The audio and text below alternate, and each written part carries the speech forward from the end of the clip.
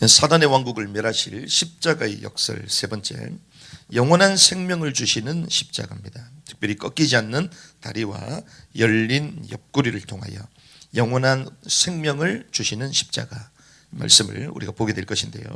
고난의 십자가는 십자가의 나사렛 예수는 유대인의 왕이요 만왕의 왕이심을 십자가상에서 선포를 하셨죠. 그래서 그 제표에 뭐라고 적혀 있었습니까? 유대인의 왕 나사렛 예수. 자칭이란 단어가 주님의 주권적 섭리 가운데 빠지게 됐습니다. 그래서 모든 사람들이 자칭 유대인의 왕이라 그 쓰라고 했음에도 불구하고 빌라도는 아니다, 내가 쓸 것을 썼다. 2000년이 지난 지금까지도 그 제표는 그대로 남아있는데 뭐라고 적혔다고요? 유대인의 왕. 그분은 유대인의 왕이요 만왕의 왕임을 믿습니다. 그리고 십자가 죽으심으로써 휘장이 찢기고 땅이 진동하며 무덤이 열려 자던 성도들이 일어나므로 사단의 왕국이 진동케 됨을 우리는 볼 수 있었습니다. 재림주로 오셔서 세상을 심판하고 그의 왕국을 가져다 주실 줄을 믿습니다. 그런 가운데 오늘 본문은 십자가상의 시신이 되었어요. 십자가상의 시신. 끝난다라고 생각했습니다. 그런데 십자가상의 시신이 된 나사렛 예수께서 시신을 통해서도 우리에게 영원한 생명을 주신다는 거죠. 이 시체가 된 시신이 되신 주님께서 영원한 생명을 주시는 분임을 증거하고 있습니다. 그 첫 번째가 31절에서 33절까지인데요. 꺾이지 않는 두 다리입니다. 우리 33절의 말씀 같이 한번 읽어볼까요? 시작. 예수님께 와서는 그분께서 이미 죽으신 것을 보고 그분의 다리를 꺾지 아니하니라. 안식일을 준비하면서 빌라도에게 다리를 꺾어서 시신을 치워달라고 얘기했습니다. 그래서 첫째 사람과 두 번째 그 다른 사람의 다리를 꺾었죠. 32절에 나옵니다. 그런데 오늘 본문에 33절에 보니까 예수님께서는 이미 죽으신 것을 보고 그분의 다리를 꺾지 않았다 이렇게 말하죠. 우리는 우연이라고 생각할 수가 있을 것입니다. 그런데 이것은 우연이 아니라 성경의 예언이요 그대로 성취됐음을 알 수 있습니다. 시편 34편 20절에 보니까 그분께서 그의 모든 뼈를 지키시며 그들 가운데 하나도 꺾이지 아니하셨도다. 이 시편에 메시아에 대한 찬양이 나오는데 이 34편 20절의 말씀 보니까 이미 그것이 예언이 된 거예요. 그 당시 때 사람은 몰랐을 것입니다. 하지만 하나님께서는 이 메시아가 어떻게 죽으시고 그 시신조차도 어떻게 될 것임을, 뼈조차도 어떻게 될 것임을 미리 말씀하셨다는 것이죠. 그래서 성경의 모든 예언은 누구를 향하는 것입니까? 예수 그리스도를 말하는 것이죠. 그에 대한 예언은 크고 작음이 문제가 아니라 완벽해야 됩니다. 그래서 이 하나도 예언 그대로 성취가 되어야 되는 것이죠. 만약에 그의 뼈가 꺾였다, 어떻게 되겠어요? 구속사에 엄청난 문제가 생기는 거예요. 주님의 말씀은 1.1획이 변함이 없다라고 얘기했는데 꺾이면 어떻게 되겠습니까? 변함이 있는 거잖아요. 말씀에 오류가 있는 것이죠. 어마어마한 구속에 문제가 생기는 것입니다. 그런데 주님의 말씀은 크고 작음의 문제가 아니라 완벽해야 되는 거잖아요. 그런데 성경은 처음부터 꺾이지 않을 것까지도 말씀하셨던 것입니다. 왜 그러냐? 왜 뼈가 꺾이지 않아야 되냐? 뼈 안에 뭐가 있냐? 골수가 있습니다. 골수. 뼈 안에 있는 것이 골수가 있고 골수 안에 조혈세포가 있어요. 조혈세포. 그 조혈모 세포에 이제 그 조혈매 세포가 자가 복제를 하면서 백혈구가 만들어지는 거예요. 그리고 적혈구가 만들어집니다. 그리고 혈소판이 나오는 거예요. 그러니까 여러분들 헌혈하러 가면 어떤 헌혈 하십니까? 헌혈 잘 안 하시죠? 저는 하면 이제 혈소판을 합니다. 혈소판. 그게 피 안에 있는 거예요. 계속 생성이 되는 것입니다. 피를 만드는 것이죠. 레위기 17장 11절 보니까 육체의 생명은 어디 있다고요? 피에 있다. 피. 근데 그 피가 어디서부터 만들어져요? 뼈에서부터 만들어져요. 그러면 뼈가 꺾였다 이 말은 그 피는 생명을 말하는 것인데 그 피를 만드는 뼈가 꺾였다는 것은 꺾이는 생명이라는 것입니다. 파괴되는 생명이라는 것이죠. 그러면 파괴되는 생명은 어떤 생명을? 죄된 생명을 말하는 거예요. 그 말은 죄인의 본질을 말하는 것입니다. 죄를 가지고 있으면 말하는 거예요. 그런데 뼈가 꺾이지 않았다. 무슨 말입니까? 꺾이지 않는 생명을 가졌다는 것입니다. 그래서 그 꺾이지 않는 생명이요, 파괴되지 않는 생명을 가졌다는 것입니다. 그래서 주님은 죄인이 아니라 뭐라고 얘기하십니까? 나는 부활이요 생명이니. 그분은 죄가 없으신 하나님이신 줄을 믿습니다. 그래서 그에게만 영원한 생명, 조애의 생명이 있는 것입니다. 그래서 영원한 생명인 하나님께는 꺾이지 않는 생명이 있다는 것이죠. 그래서 그 뼈가 꺾이지 않음을 통하여 꺾이지 않는 영원한 생명을 가지고 있음을 주님 보여주시는 것입니다. 주님의 다리가 꺾이지 않았다. 우리에게 영원한 생명을 주시는 분이심을 믿습니다. 그런 가운데에 이제 두 번째 봐야 될 것은 34절에서 37절입니다. 창으로 옆구리를 찔렀죠. 34절 같이 한번 보겠습니다. 시작. 그러나 군사들 중 하나가 창으로 그분의 옆구리를 찌르니 즉시로 거기서 피와 물이 나오더라. 피와 물이 나왔습니다. 창으로 옆구리를 찔렀는데 피가 물이 나왔다. 피와 물이 나왔는데 피는 우리가 잘 압니다. 소극적인 의미로서 피로 말미암아 우리는 어떻게 됩니까? 정결케 되잖아요. 깨끗하게 되잖아요. 그 말은 구속을 말하는 것입니다. 피 흘림이 없으면 뭐가 없습니까? 죄의 사함이 없느니라. 히브리서 9장 22절, 요한복음 1장 29절. 그래서 주님은 우리 인간을 대속할 하나님의 어린 양으로서 십자가에서 피를 흘리신 것이죠. 출애굽기 12장 17절, 너희는 무교절을 지키라. 이는 바로 이 날에 내가 너희 군대를 이집트 땅에서 데리고 나왔기 때문이다. 그러므로 너희가 대대로 이 날을 지키되 규례에 따라 영원토록 지킬 것이다. 유월절을 지키고 무교절을 지키고, 이게 다 어떤 구속에 대한 거잖아요. 그 구속의 핵심이 뭡니까? 피 바를 때 나왔다는 것입니다. 그 피를 발랐다는 것은 육체의 생명은 어디 있다? 피에 있기 때문입니다. 구속을 말하는 것이죠. 그런데 또 이제 물이 나왔습니다. 물은 이제 적극적인 의미로 우리에게 영원한 생명을 주신다는 것입니다. 구속하시고 난 이후에 거기서 끝이 아니라 영원한 생명을 주시겠다. 그것이 물을 얘기하는 것입니다. 요한복음 4장 14절 보니까 누구든지 내가 줄 물을 마시는 자는 결코 목마르지 아니하리라. 주님이 주시는 물, 영원히 목마르지 않는 물 마셔야 될 줄 믿습니다. 요한복음 4장 14절, 내가 줄 물은 그 사람 속에서 솟아나는 우물이 되어 영존하는 생명, 영원한 생명의 조예의 생명에 이르게 하느니라 하시니라. 이 영원한 생명을 마심으로 우리는 영원히 살 수 있는 것입니다. 출애굽기 17장 6절에 보니까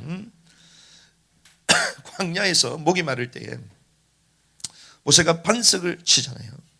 그게 뭐가 나옵니까? 생수가 터져 나옵니다. 생수가 왜 터져 나오죠? 그 물을 마셔야 되니까, 목마르니까. 그래서 17장 6절에 보라, 내가 거기서 호렙에 있는 반석 위에서 네 앞에 서리니 너는 그 반석을 치라. 그 반석에서 문이 나오리니 백성이 마시리라 하며, 모세가 이스라엘 장로들 눈 앞에서 그대로 행하니라. 반석을 치니 물이 나왔습니다. 목마름 갈증이 해소됐어요. 그런데 이 반석을 또 성경은 뭐라고 얘기하냐? 고린도전서 10장 1절에서 4절 보니까 이 반석은 곧 무엇이다? 그리스도다. 그리스도. 그 반석을 쳐서 물이 나왔죠. 그리스도를 치니 물이 나왔습니다. 이것이 십자가를 주님 미리 예표하신 것이죠. 또한 형제들아, 나는 이것을 너희가 모르기를 원치 않아. 알아야 된다는 것입니다. 곧 우리 조상들이 다 구름 아래에 있고 모두 바다를 지나가며 모두가 구름과 바람 속에서 모세에게 침례를 받고 홍해를 건넜던 그 사건을 물속에 죽었다가 나온 것을 침례, 세례라고 얘기했습니다. 그리고 3절에 모두가 같은 영적 음식을 마셨다. 영적인 음식, 하늘의 만나고 영적인 음식을 마셨다. 모두가 같은 영적 음료를 마셨다. 음료, 물을 말하는 거예요. 생수를 말하는 것입니다. 그들이 자기들을 따라가던 영적 반석이에요. 그냥 반석이 아니라 영적 반석으로부터 마셨는데, 먹었는데 그 반석은 그리스도였느니라. 그래서 성경에 분명히 나와요. 영적인 음식이요, 영적인 음료요, 그 영적인 바위요, 그 반석은 그리스도다.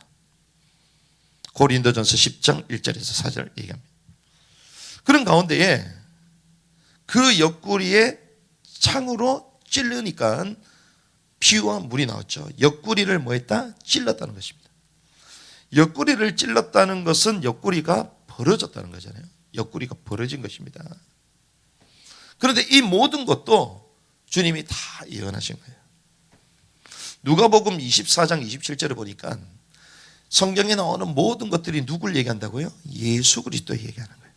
모세와 모든 대언자들이 그래서 시작하여 모든 성경 기록들에서 자기에 관한 것들을 그들에게 풀어 설명해 주셨다.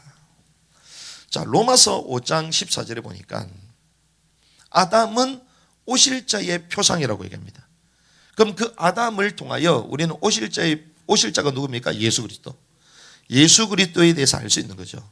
아담을 통하여 우리는 예수 그리스도를 볼 수 있습니다. 그러면 창세기 2장에 보니까 주님이 돕는 배필 여자를 만드실 때에 아담의 옆구리가 벌어지게 만드셨죠. 그렇죠? 깊이 잠들매 죽었다고 해요. 깊이 잠들었다고 합니다. 주님이 십자가에서 죽으셨습니까? 사실 죽은 것이 아닙니다. 잠든 거예요. 왜? 영원한 생명을 가지고 계세요. 일시 죽은 것이죠. 일시적으로. 마찬가지입니다. 이 아담이 깊이 잠들매, 주님께서 깊이 잠들게 하셔서 그 옆구리에 갈빗대를 취해 가지고 여자를 만드셨어요. 돕는 배필을 만드셨어요. 옆구리가 열렸다. 돕는 배필을 만들었다는 거예요. 자, 이것이 예수님하고 어떤 상관이 있냐? 주님께서 십자가에 달리시고 죽은 이후에 창으로 옆구리를 째서 그 옆구리 열렸습니다. 열림으로써 피와 물이 나왔죠. 그 필은 구속이요, 물은 돕는 배필인 여자와 같은 교회를 말하는 거예요. 신부인 교회를 만드신 것입니다. 그래서 옆구리를 찔렀을 때에 피가 나왔잖아요. 그런데 아담은 피가 나왔습니까? 피가 안 나왔어요. 그럼 왜 안 나왔을까요? 그때는 죄가 없었기 때문에. 범죄 이전이 있기 때문에 피가 나오지 않는 것입니다. 그런데 두 번째 아담, 예수 그리스도는 그의 신부인 교회를 만드신 것이죠. 그래서 창으로 옆구리를 찔러 피와 물이 나오고 구속과 영원한 생명을 주셨고, 그리고 그게 열림으로 말미암아 마치 갈빗대를 취하여 아담에게 돕는 배필 여자 하와를 준 것처럼 그 옆구리가 열림으로 말미암아 그 생명과 교회를 우리에게 허락해 주셨다는 것입니다. 그래서 이 십자가는 어떤 십자가다? 영원한 생명을 주시는 십자가라는 것입니다. 말씀을 정리하겠습니다. 많은 사람들은 주님의 운명, 죽음이면 이제 끝이라고 생각했을 것입니다. 그러나 주님은 죽음으로 말미암아 도리어 뭘 주셨죠? 생명을 주셨습니다. 생명. 그래서 저는 오늘 이 말씀을 묵상하는 가운데에 예수 그리스도의 온전한 제물 되심으로 말미암아 구속과 교회가 시작된 거구나. 온전한 제물로서 주님이 죽으심으로 말미암아 구속과 교회가 시작됐다. 주님께서 제자들에게 그렇게 말씀하셨습니다. 오직 성령이 너에게 마시면 너희가 권능받고 예루살렘과 온 유대와 사마리아 땅끝까지 이르러 내 증인이 되리라. 요 사도행전 1장 8절에 말씀하셨잖아요. 자, 증인이 되리라, 마르투스가 되리라. 이 말은 순교자가 되리라, 그 말입니다. 그 말은 순교자가 되리라, 이 말은 내가 죽고 싶다고 그냥 죽고 순교하고 싶고 순교하는 겁니까? 아니죠. 그 상황적으로 순교자가 된다는 것입니다. 그 말은 핍박이 있다는 거예요. 그 말은 결국 순교자가 된다는 것은 주님 앞에 뭐가 된다? 온전한 제물이 된다는 거예요. 예수 그리스도의 십자가의 그 죽으심, 십자가의 운명하신 것이 어떤 의미에서는 주님이 순교자가 되신 거예요. 그런데 순교자가 될 때, 온전한 제물이 될 때 생명의 역사가 일어난다는 것입니다. 제가 어제 기도하면서 좀 깨달았어요. 그렇구나. 자녀를 위하여 생명 걸 부모가 나와야 자녀가 사는 것이다. 해산의 그 고통, 그 죽음의 그 고통을 통하여 우리 자녀를 낳게 되잖아요. 똑같습니다. 자녀를 위하여 생명 걸 부모가 나와야지 자녀가 살게 되고, 후대를 위하여 생명 걸 교사가 나와야지 후대가 살아나고, 진리를 위하여 생명 걸 신학자가 나와야지 진리가 회복되고, 교회를 위하여 생명 걸 목자, 목사가 나와야지 교회가 살고, 나라를 위하여 생명 걸 애국자가 나와야지 민족이 사는 거죠. 저 열방을 살릴 선교사가 나와야지 열방이 살아나는 것입니다. 생명을 거는 온전한 제물이 될 때 생명의 역사가 일어나는 것이구나. 우리가 다음 세대 사역을 합니까? 생명 걸 사람이 나야지 살아나는 것입니다. 선교 사역 합니까? 생명 걸 선교사님들이 나와서 선교사하게 되는 거예요. 이번에 남은 땅 선교 큰 잔치를 하는데 생명 건 선교사님들이 나와요. 그분들은 선교 현장에서 죽겠다는 분들입니다. 그런 분들이 있으니 코로나 가운데서 전 세계가 예배도 못 드리고 교회 예배당이 폐쇄되어진 지경까지 갔음에도 불구하고 그 단체의 선교사님들은 더 증가됐습니다. 전 세계 우리나라의 선교사님들이 전부 다 지금 축소되고 있잖아요. 감소되고 있잖아요. 그런데 거기는 더 증가되고 있어요. 왜 그렇습니까? 생명을 걸기 때문에. 생명을 걸어야 되는 것이구나. 그래서 제가 생각이 달라졌다는 거예요. 그렇지. 교회를 살리려면 어떻게 되냐? 생명을 걸어야 된다.